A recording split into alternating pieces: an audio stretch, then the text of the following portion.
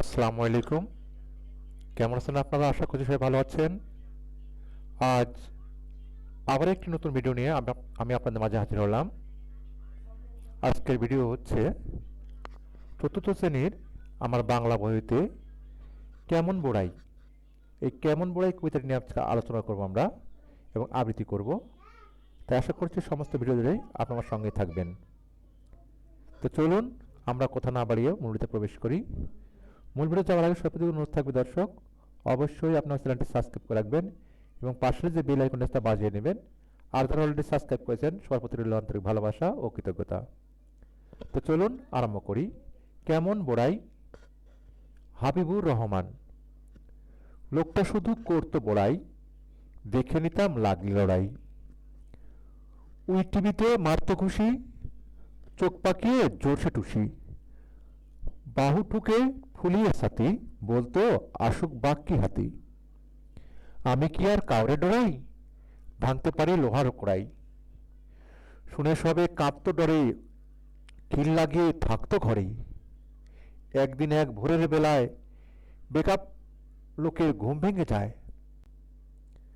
ঘর ছেড়ে সব বাইরে এসে বাড়িয়ে গোলা দেখলো শেষে। টিভির পাশে বাঁধের গোড়ায় লোকটা কেবল গড়িয়ে বেড়ায়। ব্যাপার কি ভাই, ব্যাপার কি ভাই, ফিসফিসিয়ে বলল সবাই। লোকটা তখন চেঁচিয়ে জানায়, উই ধরেছে নাকের ডোগায়।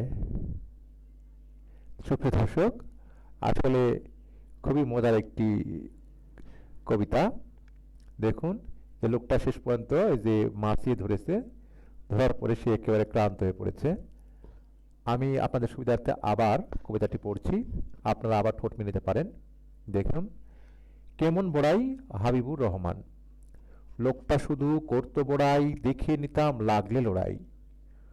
উই টিভিতে মারতো ঘুষি, চোখ পাকিয়ে জোরসে টুসি। বাহু ঠুকে ফুলিয়ে সাথী, বলতো আসুক বাক্কি হাতি। আমি কি আর কাউরে ডরাই, ভাঙতে পারি লোহার কড়াই।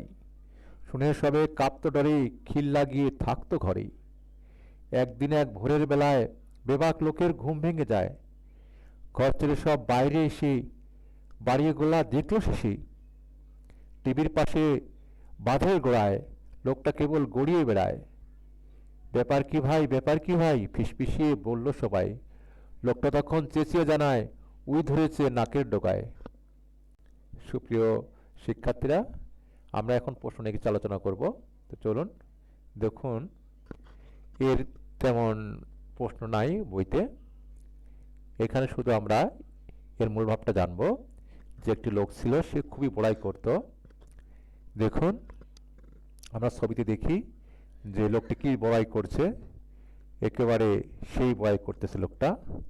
তারপরেতে ছাতি ফুলিয়ে একে বড়াই করত। হ্যাঁ, যে ওই টিভিতে মারতো ঘুষি, চোখ পাকিয়ে জোরসে ঠুসি। সে ঘুষি মারতো। তারপরে তার ভয়ে লোকজন কেউ কথা বলতো না।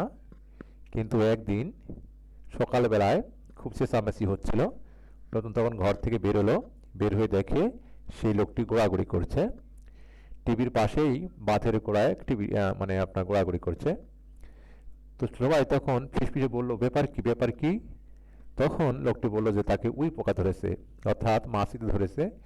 এই মাছি ধরার জন্য তার নাকের ডগা একেবারে ফুলে গেছে, সে কাতর হয়ে গেছে। খুবই মজার কবিতা, হাবিবুর রহমান লিখেছেন।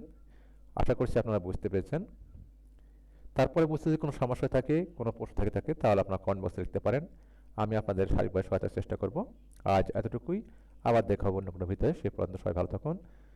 পরবর্তী ভিডিও দেখার অনুরোধ জানিয়ে সবার সুস্বাস্থ্য কামনা করে আজকের মতো বিদায় নিচ্ছি। আল্লাহ হাফেজ।